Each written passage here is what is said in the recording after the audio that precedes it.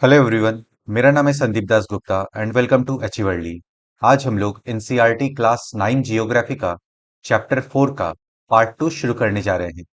Previous chapter के lectures upload हो चुके हैं और मैंने क्लास 9 जियोग्राफी का एक सेपरेट प्लेलिस्ट भी क्रिएट कर दिया है।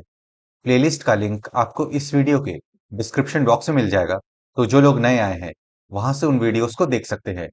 मैं पढ़ाते हुए इंपॉर्टेंट पॉइंट्स को स्टार मार्क करता हुआ चलूंगा, तो अगर आप बुक से पढ़ रहे हैं आप भी उन पॉइंट्स को स्टार मार्क कर ले, या फिर अगर आप नोट्स बना रहे हैं तो अपने नोट्स में उन पॉइंट्स को लिख ले, क्योंकि वहां से क्वेश्चन आने के चांसेस ज्यादा होते हैं। अगर आपको कुछ डाउट हो तो आप मुझसे कमेंट्स में पूछ सकते हैं या फिर इंस्टाग्राम पे पूछ सकते हैं। इंस्टाग्राम का लिंक आपको इस वीडियो के डिस्क्रिप्शन बॉक्स में मिल जाएगा। एनसीईआरटी के बुक्स को आप एनसीईआरटी की वेबसाइट से फ्री में डाउनलोड कर सकते हैं, तो वहां से आप इस बुक को डाउनलोड कर लें और आज का लेक्चर देखने के बाद एक बार इस चैप्टर को पढ़ लें, जिससे कि आपको और अच्छे से समझ में आ जाएगा। तो चलिए अब आज का लेक्चर शुरू करते हैं। चैप्टर 4, क्लाइमेट, जलवायु। हम लोगों ने पिछले लेक्चर में चैप्टर 4 के पार्ट 1 को कवर कर लिया है। उसमें हम लोगों ने इंट्रोडक्शन को बहुत ही डिटेल में समझा था। आपको इस वीडियो के डिस्क्रिप्शन बॉक्स में चैप्टर 4 के पार्ट 1 के लेक्चर का लिंक मिल जाएगा। अगर आपने वो वीडियो नहीं देखा है तो पहले आप उस वीडियो को देख ले, फिर आज के लेक्चर के साथ कंटिन्यू करें, जिससे कि आपको और अच्छे से समझ में आएगा। आज हम लोग चैप्टर 4 के पार्ट 2 को कवर करेंगे। इसमें हम लोग क्लाइमेटिक कंट्रोल्स के बारे में पढ़ेंगे। फिर उसके बाद हम लोग फैक्टर्स अफेक्टिंग इंडियाज क्लाइमेट के बारे में पढ़ेंगे। तो चलिए अब आज का लेक्चर शुरू करते हैं। क्लाइमेटिक कंट्रोल्स, जलवायु नियंत्रण। There are six major controls of the climate of any place. They are latitude, altitude, pressure and wind system, distance from the sea, continentality, ocean currents and relief features. किसी भी जगह के climate को effect करने वाले 6 major factors हैं।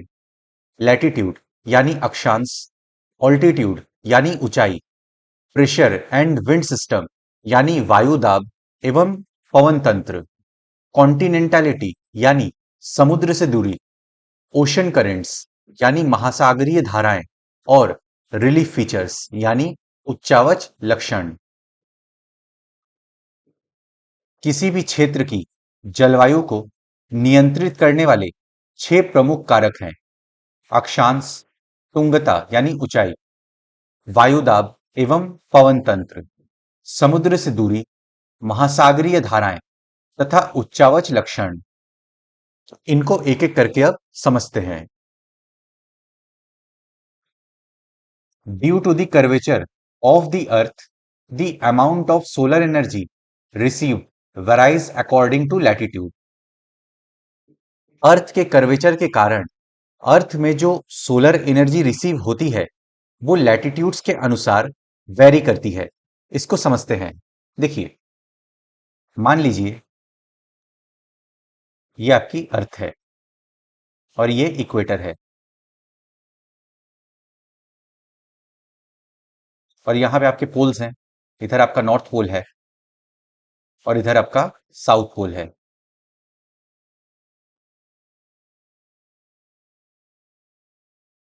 और ये आपका सन है। तो इक्वेटर पे सन रेस आपकी स्ट्रेट आके गिरेगी, तो यहां का टेम्परेचर सबसे ज्यादा होगा। लेकिन जैसे जैसे हम इक्वेटर से पोल्स की तरफ जाएंगे तो सन रेस आपकी स्लैंट हो जाएगी, यानी तिरछी हो जाएगी। तो पोल्स पर आपके टेम्परेचर कम होंगे। इसीलिए जब हम इक्वेटर से पोल्स की तरफ जाते हैं तब एयर टेम्परेचर जनरली डिक्रीज करता है। पृथ्वी की गोलाई के कारण इससे प्राप्त सौर ऊर्जा की मात्रा अक्षांशों के अनुसार अलग अलग होती है। As the result, air temperature generally decreases from the equator towards the poles. इसको हमने अभी समझा कि इक्वेटर से पोल्स की तरफ जाते हुए एयर टेम्परेचर जनरली डिक्रीज होता है। इसके परिणाम स्वरूप तापमान विषुवत वृत्त से ध्रुवों की ओर सामान्यतः घटता जाता है।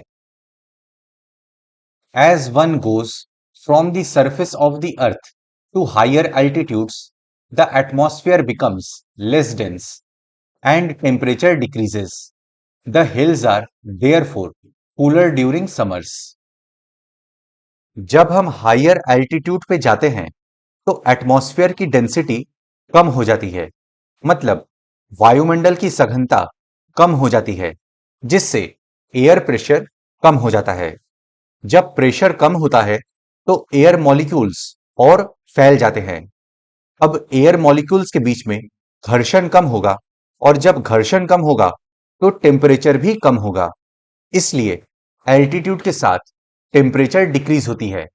इसलिए समर सीजन में पहाड़ियों पर ठंडी होती है। जब कोई व्यक्ति पृथ्वी की सतह से ऊंचाई की ओर जाता है तो वायुमंडल की सघनता कम हो जाती है तथा तापमान घट जाता है। इसलिए पहाड़ियां गर्मी के मौसम में भी ठंडी होती हैं। The pressure and wind system of any area depend on the latitude and altitude of the place. Thus, it influences the temperature and rainfall pattern. किसी भी एरिया का प्रेशर और विंड सिस्टम उस एरिया के लैटिट्यूड और altitude पर depend करेगा। ये बात भी आप ध्यान रखिएगा कि विंड हमेशा high pressure area to low pressure area चलती है।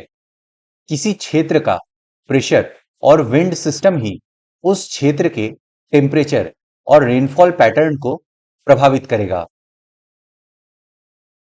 ये देखिए, इस डायग्राम में मेजर प्रेशर बेल्ट्स और विंड सिस्टम को दिखाया गया है। आप देख सकते हैं कि पोल्स पर आपके हाई प्रेशर है। तो यहां पे हाई प्रेशर एरिया टू सब पोलर लो प्रेशर एरिया में विंड्स चल रही हैं और इन विंड्स का नाम है पोलर ईस्टर्लीज। ऐसे ही यहां पर आप देख सकते हैं सब ट्रॉपिकल हाई प्रेशर एरिया है और यहां पर इक्वेटोरियल लो प्रेशर एरिया है। तो सब ट्रॉपिकल हाई प्रेशर जोन से इक्वेटोरियल लो प्रेशर जोन की तरफ नॉर्थ ईस्ट ट्रेड विंड्स चल रही हैं। आप इस डायग्राम को देख सकते हैं। किसी भी क्षेत्र का वायु दाब एवं पवन तंत्र उस स्थान के अक्षांश तथा ऊंचाई पर निर्भर करती है। इस प्रकार यह तापमान एवं वर्षा के वितरण को प्रभावित करता है। The sea exerts a moderating influence on climate. As the distance from the sea increases, its moderating influence decreases, and the people experience extreme weather conditions. This condition is known as continentality, that is, very hot during summers and very cold during winters. हमने पिछले lecture में ही समझा था कि समुद्र का climate पर moderating effect पड़ता है, क्योंकि पानी की स्पेसिफिक हीट हाई होती है तो पानी गर्म होने में भी समय लेती है और ठंडी होने में भी समय लेती है। इस वजह से आइलैंड्स और कोस्टल एरियाज में टेम्परेचर वेरिएशन ज्यादा नहीं होता, लेकिन जैसे ही हम समुद्र से दूर जाते हैं, फॉर एग्जाम्पल इंटीरियर पार्ट्स में आते हैं, तो समुद्र का ये मॉडरेटिंग इफेक्ट डिक्रीज हो जाता है और यहां पर टेम्परेचर वेरिएशन बहुत ज्यादा होता है, क्योंकि लैंड बहुत जल्दी गर्म हो जाता है और बहुत जल्दी ठंडा हो जाता है और लोगों को एक्सट्रीम वेदर कंडीशन फेस करना पड़ता है। इंटीरियर पार्ट्स में समर सीजन में बहुत ज्यादा गर्मी पड़ती है और विंटर सीजन में बहुत ज्यादा ठंडी पड़ती है। इसी कंडीशन को कॉन्टिनेंटलिटी कहते हैं। समुद्र का जलवायु पर समकारी प्रभाव पड़ता है। जैसे जैसे समुद्र से दूरी बढ़ती है, ये प्रभाव कम होता जाता है एवं लोग विषम मौसमी अवस्थाओं को महसूस करते हैं। इसे महाद्वीपीय अवस्था कहते हैं। गर्मी में बहुत अधिक गर्म एवं सर्दी में बहुत अधिक ठंडा होता है।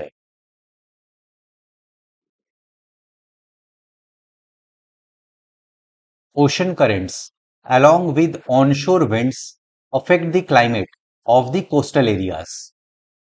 ओशन करेंट्स यानी महासागरीय धाराएं ऑनशोर विंड्स के साथ यानी समुद्र से तट की ओर चलने वाली हवाओं के साथ कोस्टल एरियाज के क्लाइमेट को प्रभावित करती है।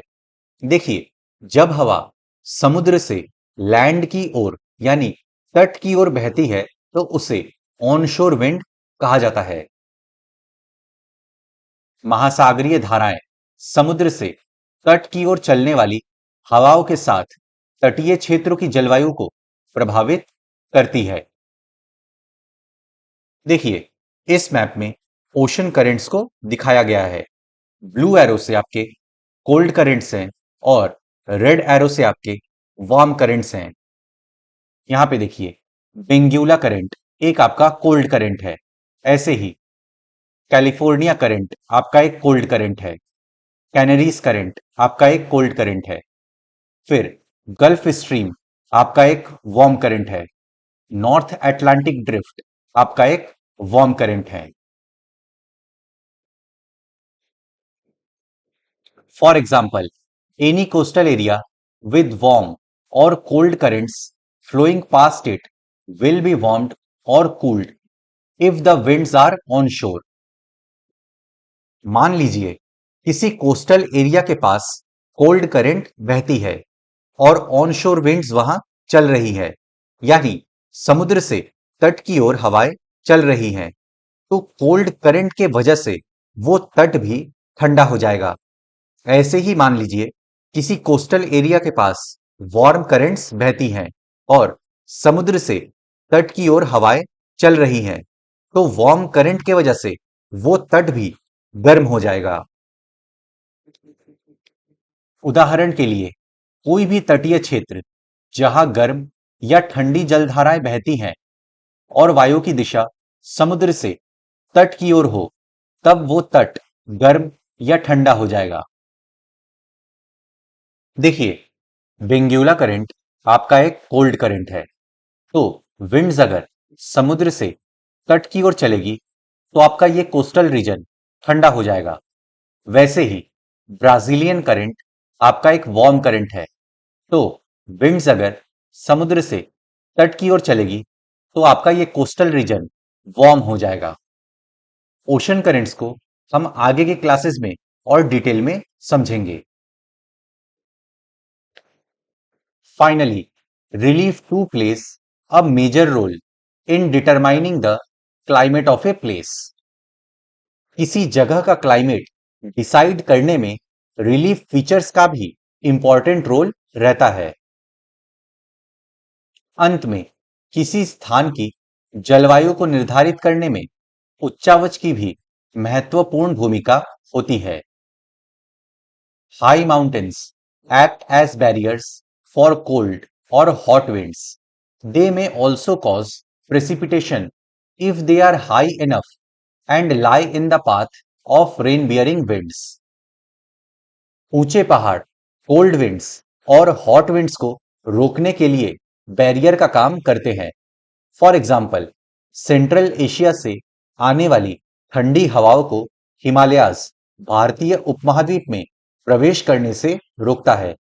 अगर हिमालयाज नहीं होते तो भारत में बहुत भयंकर ठंड पड़ती। वहीं ऊंचे पहाड़ वर्षा लाने वाली वायु के रास्तों को रोकने में सक्षम होते हैं, तो इस वजह से उस क्षेत्र में बारिश का कारण भी बन सकते हैं। फॉर एग्जाम्पल, हमने प्रीवियस चैप्टर्स में वेस्टर्न घाट्स के बारे में पढ़ा है। तो जब साउथ वेस्ट मॉनसून की विंड्स ऐसे आती हैं और वेस्टर्न घाट से टकराती हैं, तो टकराकर वो वेस्ट स्लोप के सहारे ऊपर की ओर उठने लगती हैं।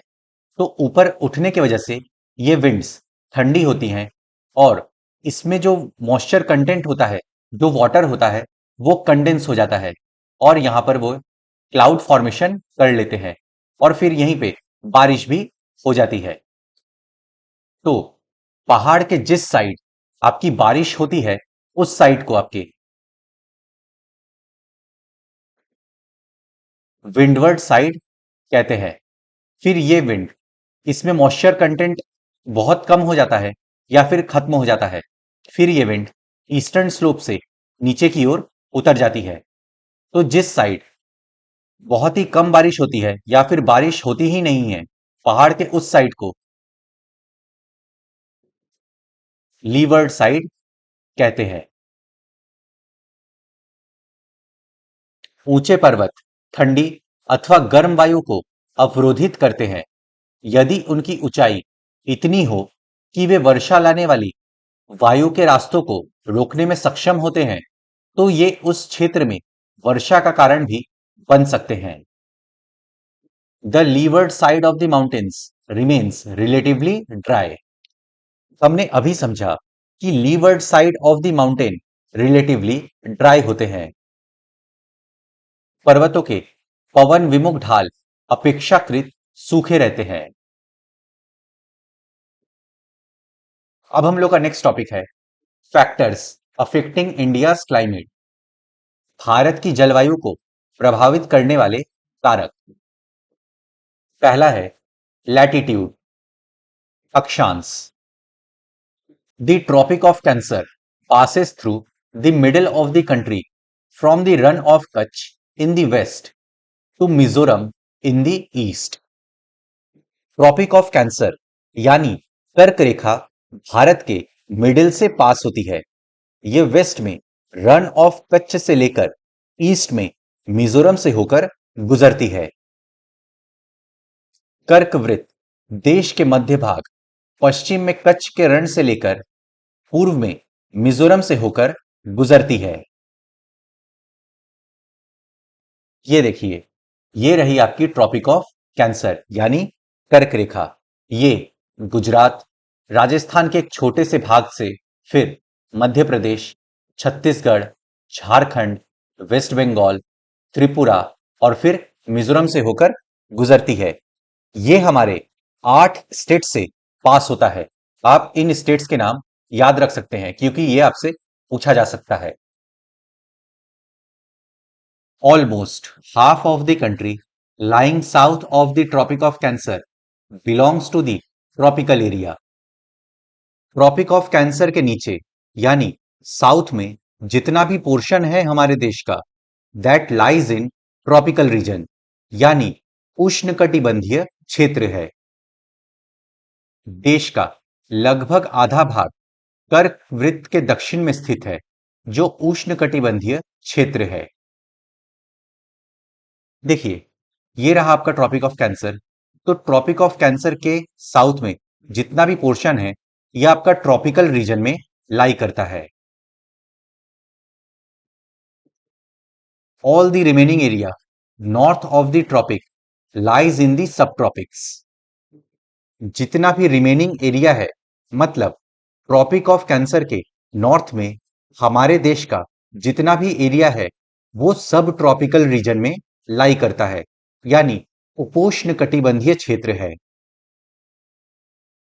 कर्क वृत्त के उत्तर में स्थित शेष भाग उपोष्ण कटिबंधीय है।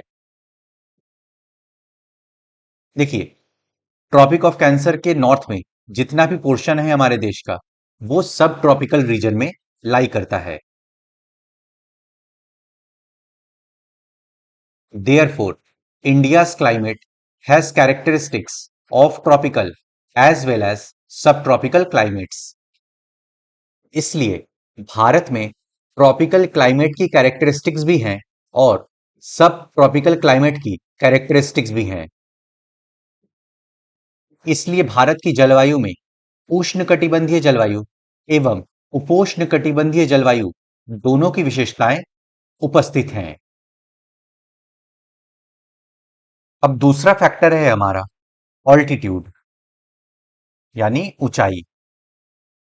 India has mountains to the north which have an average height of about 6000 meters.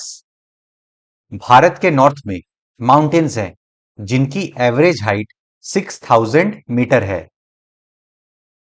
Bharat के उत्तर में हिमालय पर्वत है, इसकी औसत ऊंचाई लगभग 6000 मीटर है। India also has a vast coastal area where the maximum elevation is about 30 meters. Bharat में एक वास्ट कोस्टल एरिया भी है जहां मैक्सिमम एलिवेशन 30 मीटर्स है। भारत का तटीय क्षेत्र भी विशाल है जहां अधिकतम ऊंचाई लगभग 30 मीटर है।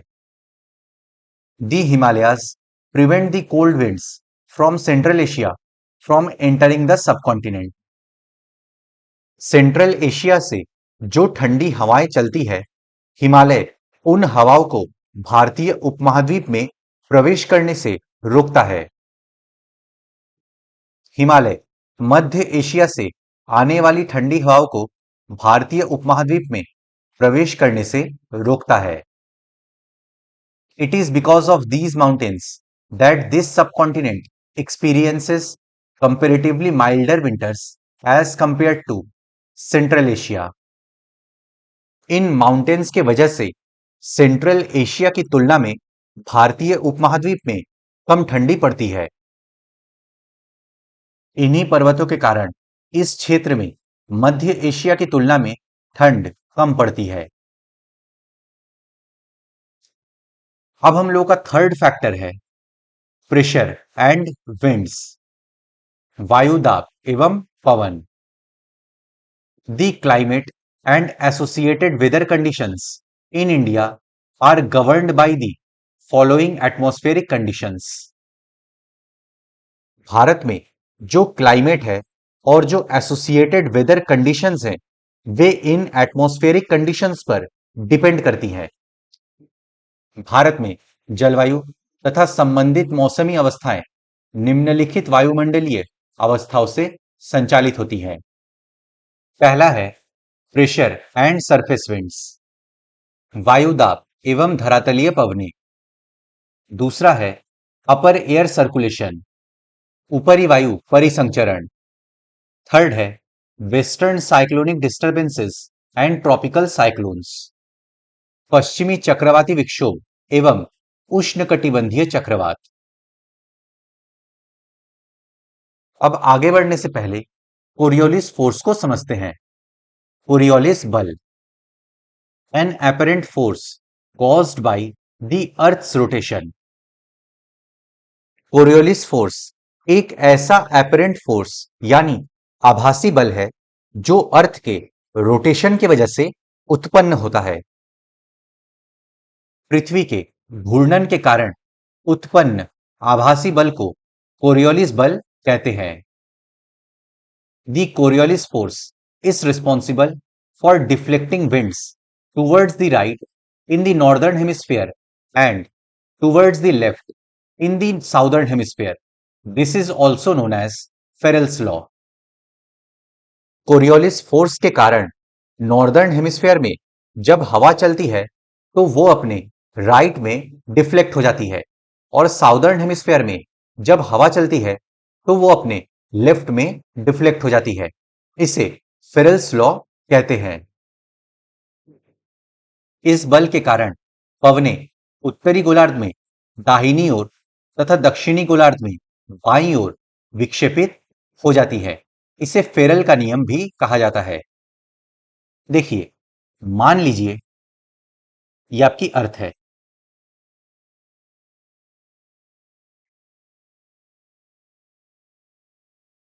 यह है आपका नॉर्दर्न हेमिस्फीयर और यह है आपका साउदर्न हेमिस्फीयर। तो नॉर्दर्न हेमिस्फीयर में अगर हवा इस डायरेक्शन में चल रही है तो वो अपने राइट साइड में डिफ्लेक्ट हो जाएगी और साउदर्न हेमिस्फीयर में अगर हवा इस डायरेक्शन में चल रही है तो वो अपने लेफ्ट साइड में डिफ्लेक्ट हो जाएगी। ठीक इसी तरीके से मान लीजिए ये अर्थ है,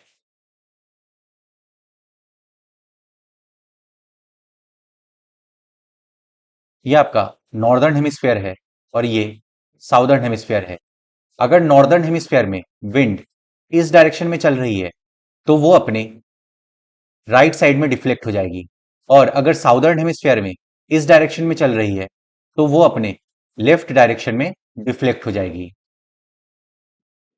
आप इस डायग्राम में देख सकते हैं कि विंड्स पर कोरियोलिस फोर्स के इफेक्ट को दिखाया गया है। देखिए, हाई प्रेशर जोन से लो प्रेशर जोन की तरफ विंड्स चल रही हैं। उनको स्ट्रेट लाइन में ट्रेवल करना चाहिए था, लेकिन नॉर्दर्न हेमिस्फीयर में होने के कारण और कोरियोलिस फोर्स लगने के कारण ये विंड्स अपने राइट साइड में डिफ्लेक्ट कर गई हैं। वहीं देखिए, साउदर्न हेमिस्फीयर में हाई प्रेशर जोन से लो प्रेशर जोन की तरफ विंड्स चल रही हैं, तो विंड्स को इस डायरेक्शन में चलना चाहिए था, लेकिन साउदर्न हेमिस्फीयर में होने के कारण और कोरियोलिस फोर्स का इफेक्ट होने के कारण ये विंड्स ये अपने लेफ्ट डायरेक्शन में रिफ्लेक्ट कर गई हैं। आप इस डायग्राम को अच्छे से स्टडी कर सकते हैं। आगे बढ़ने से पहले मैं आपको प्रेशर बेल्ट्स को थोड़ा सा एक्सप्लेन कर देता हूं। देखिए, हमें पता है कि इक्वेटर पर सन रेज स्ट्रेट गिरती हैं, तो यहां पर टेम्परेचर हाई होगा। जब टेम्परेचर हाई होगा तो हवा गर्म होके ऊपर की ओर उठेगी और यहां पे लो प्रेशर जोन बनेगा।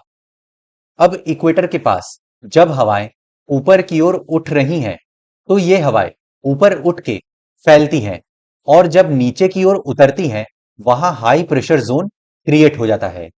देखिए, इक्वेटर पे सन रेज स्ट्रेट गिर रही हैं, तो यहाँ का टेम्परेचर हाई होता है। फिर टेम्परेचर हाई होने के कारण हवाएं गर्म होके ऊपर की ओर उठती हैं और यहाँ पर लो प्रेशर जोन क्रिएट हो जाता है। तो आप देख सकते हैं यहाँ पर equatorial low pressure zone create हुआ है। फिर ये हवाएं ऊपर की ओर उठकर फैलती हैं और जहां पर ये नीचे की ओर उतरती हैं, वहां पर हाई प्रेशर जोन क्रिएट हो जाता है। तो आप देख सकते हैं सब tropical high pressure zone create हो रहा है। ये सब ट्रॉपिकल हाई प्रेशर जोन आपका नॉर्दर्न हेमिस्फीयर में भी बनता है और साउदर्न हेमिस्फीयर में भी बनता है। 30 डिग्री नॉर्थ से 35 डिग्री नॉर्थ में सब ट्रॉपिकल हाई प्रेशर जोन यानी उपोष्ण उच्च दाब अक्षांश आपका बनता है नॉर्दर्न हेमिस्फीयर में। ठीक उसी तरीके से 30 डिग्री साउथ से 35 डिग्री साउथ में आपका सब ट्रॉपिकल हाई प्रेशर जोन भी बनता है साउदर्न हेमिस्फीयर में, जिसे उपोष्ण उच्च दाब अक्षांश कहते हैं साउदर्न हेमिस्फीयर में। हमें भारत के रिस्पेक्ट में पढ़ना है, इसलिए अभी इतना ही समझते हैं। बाकी का मैं आपको आगे के क्लासेस में एक्सप्लेन करूंगा। अब आगे चलते हैं। India lies in the region of north easterly winds.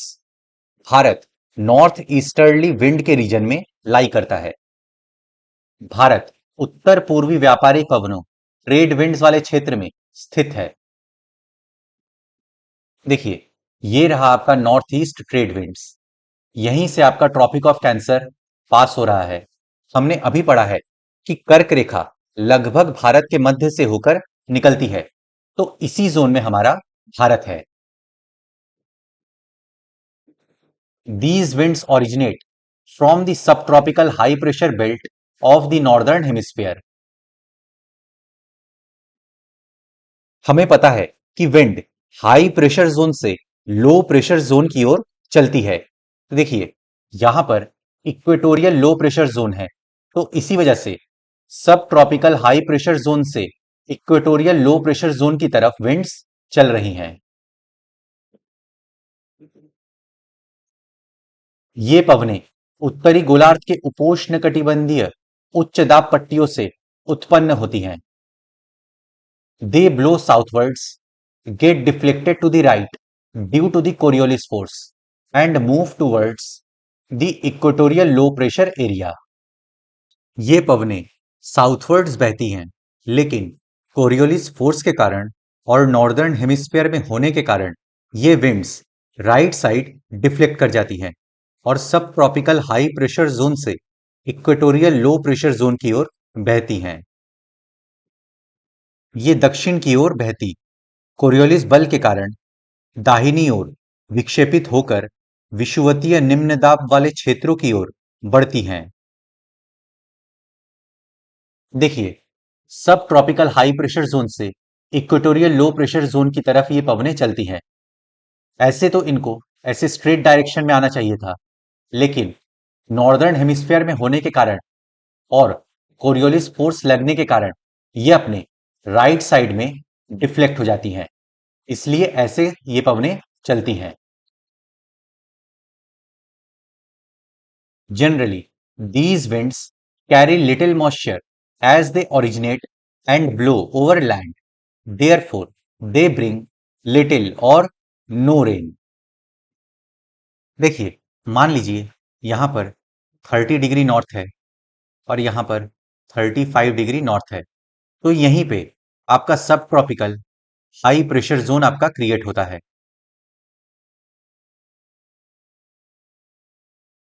तो ये सब ट्रॉपिकल हाई प्रेशर जोन से winds equatorial low pressure zone की ओर बहती हैं नॉर्थ ईस्ट ट्रेड विंड के जरिए। तो यहां आप देख सकते हैं कि विंड्स मोस्टली लैंड के ऊपर चल रही हैं, इसलिए इसमें मॉइस्चर कंटेंट बहुत कम होता है। इसलिए इन पवनों के द्वारा बारिश बहुत कम या फिर होती ही नहीं है। सामान्यतः इन पवनों में नमी की मात्रा बहुत कम होती है, क्योंकि ये स्थलीय भागों पर उत्पन्न होती है एवं बहती है। इसलिए इन पवनों के द्वारा वर्षा कम या नहीं होती है। Hence, India should have been an arid land, but it is not so. अगर ऐसा केस होता तो भारत को एक एरिड लैंड यानी शुष्क क्षेत्र होना चाहिए था, लेकिन ऐसा नहीं है। इस प्रकार भारत को शुष्क क्षेत्र होना चाहिए, लेकिन ऐसा नहीं है। Let us see why. आइए देखें क्यों।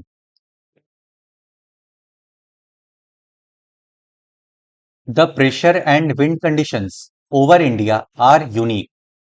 भारत की प्रेशर और विंड कंडीशंस बहुत यूनिक है। भारत की वायु दाब एवं पवन तंत्र अद्वितीय है। During winter there is a high pressure area north of the Himalayas. Winter के दौरान नॉर्दर्न हेमिस्फीयर में ठंडी रहती है, टेम्परेचर कम रहता है, तो हिमालयाज के नॉर्थ में हाई प्रेशर एरिया बन जाता है। शीत ऋतु में हिमालय के उत्तर में उच्च दाब होता है। Cold dry winds blow from this region to the low pressure areas over the oceans to the south. Bharat के साउथ में ओशन के पास लो प्रेशर एरिया क्रिएट हो जाता है, तो हाई प्रेशर एरिया से लो प्रेशर एरिया की ओर ये कोल्ड ड्राई विंड्स चलती हैं। इस क्षेत्र की ठंडी शुष्क हवाएं दक्षिण में निम्न दाब वाले महासागरीय क्षेत्र के ऊपर बहती हैं। In summer a low pressure area develops over interior Asia as well as over north western India. Summer में ये सिचुएशन चेंज हो जाता है। देखिए, मान लीजिए 21 जून का टाइम है और हमें पता है 21 जून को सन ट्रॉपिक ऑफ कैंसर पे चमकता है। तो सन जब ट्रॉपिक ऑफ कैंसर पे है तो यहां पे टेम्परेचर हाई होगा और यहां पर लो प्रेशर एरिया क्रिएट हो जाएगा। तो समर में इंटीरियर एशिया और नॉर्थ वेस्टर्न इंडिया के ऊपर लो प्रेशर एरिया क्रिएट हो जाता है। ग्रीष्म ऋतु में आंतरिक एशिया एवं उत्तर पूर्वी भारत के ऊपर निम्न दाब का क्षेत्र उत्पन्न हो जाता है। देखिए, 21 जून यानी समर में सन ट्रॉपिक ऑफ कैंसर पे चमकता है, तो इस वजह से यहाँ का टेम्परेचर हाई होगा और टेम्परेचर हाई होने की वजह से हवाएं गर्म होंगी और हवाएं गर्म होके ऊपर की ओर उठेंगी। इस वजह से यहाँ पर लो प्रेशर जोन क्रिएट हो जाएगा। तो इसी वजह से इंटीरियर एशिया और नॉर्थ वेस्टर्न इंडिया के ऊपर लो प्रेशर जोन डेवलप होता है। This causes a complete reversal of the direction of winds during summer. Summer में इंटीरियर एशिया और नॉर्थ वेस्टर्न इंडिया के ऊपर लो प्रेशर एरिया डेवलप होने के कारण विंड्स के डायरेक्शन का कंप्लीट रिवर्सल होता है। मतलब पवनों की दिशा पूरी तरह से परिवर्तित हो जाती है। इसके कारण गर्मी के दिनों में वायु की दिशा पूरी तरह से परिवर्तित हो जाती है। Air moves from the high pressure area over the southern Indian Ocean in a southeasterly direction. crosses the equator and turns right towards the low pressure areas over the Indian subcontinent. These are known as the southwest monsoon winds. इस low pressure zone को भरने के लिए southern Indian ocean के high pressure zone से winds आती हैं। देखिए, ये रही आपकी साउथ ईस्ट ट्रेड विंड्स। इनका डायरेक्शन आप देख सकते हैं, ये इस तरीके से बहती हैं। देखिए, समर में यहां पर आपका लो प्रेशर जोन है, तो इस लो प्रेशर जोन को भरने के लिए हाई प्रेशर जोन से विंड्स आएंगी। साउदर्न इंडियन ओशन में आपके हाई प्रेशर जोन है और यहां पर साउथ ईस्टर्ली विंड्स बहती हैं। तो ये साउथ ईस्टर्ली विंड्स ही यहां से बहते हुए इस लो प्रेशर जोन को भरेंगी। लेकिन इक्वेटर है यहां पर, और इक्वेटर को क्रॉस करते ही आपका नॉर्दर्न हेमिस्फीयर शुरू हो जाएगा। तो ये साउथ ईस्टर्ली विंड्स जैसे ही इक्वेटर को क्रॉस करेंगी, नॉर्दर्न हेमिस्फीयर में पहुंचने के कारण और कोरियोलिस फोर्स लगने के कारण ये राइट साइड में डिफ्लेक्ट हो जाएंगी और कुछ इस तरीके से बहने लगेंगी। तो इन्हीं विंड्स को साउथ वेस्ट विंड्स कहते हैं। ये साउथ वेस्ट विंड्स इस वार्म ओशन से मॉइस्चर गैदर करती हैं और भारत की मुख्य भूमि पर वर्षा करती हैं। इसीलिए इन साउथ वेस्ट विंड्स को साउथ वेस्ट मॉनसून विंड्स भी कहते हैं। वायु दक्षिण में स्थित हिंद महासागर के उच्च दाब वाले क्षेत्र से दक्षिण पूर्वी दिशा में बहते हुए विषुवत वृत्त को पार कर दाहिनी ओर मुड़ते हुए भारतीय उपमहाद्वीप पर स्थित निम्न दाब की ओर बहने लगती है। इन्हें दक्षिण पश्चिम मानसून पवनों के नाम से जाना जाता है। These winds blow over the warm oceans, gather moisture, and bring widespread rainfall over the mainland of India. हमने अभी समझा कि ये साउथ वेस्ट विंड्स इस वार्म ओशन के ऊपर बहती हैं और अपने साथ मॉइस्चर को गैदर करती हैं और भारत की मुख्य भूमि पर वर्षा करती हैं। ये पवनें उष्ण महासागरों के ऊपर से बहती हैं, नमी ग्रहण करती हैं तथा भारत की मुख्य भूमि पर वर्षा करती हैं। तो फ्रेंड्स, इसी के साथ हम लोग का आज का लेक्चर समाप्त होता है। अब नेक्स्ट लेक्चर में हम लोग चैप्टर 4 के पार्ट 3 को शुरू करेंगे। मैं आशा करता हूं कि आपको सब कुछ समझ में आ गया होगा। अगर आपको फिर भी कुछ डाउट है तो आप मुझसे कमेंट्स में पूछ सकते हैं या फिर इंस्टाग्राम पे पूछ सकते हैं। अपने फ्रेंड्स के साथ इस वीडियो को शेयर करें। वीडियो पसंद आए तो लाइक करें, चैनल को सब्सक्राइब करें। मैं मिलता हूं आपसे नेक्स्ट लेक्चर में। Good day to everyone. जय हिंद।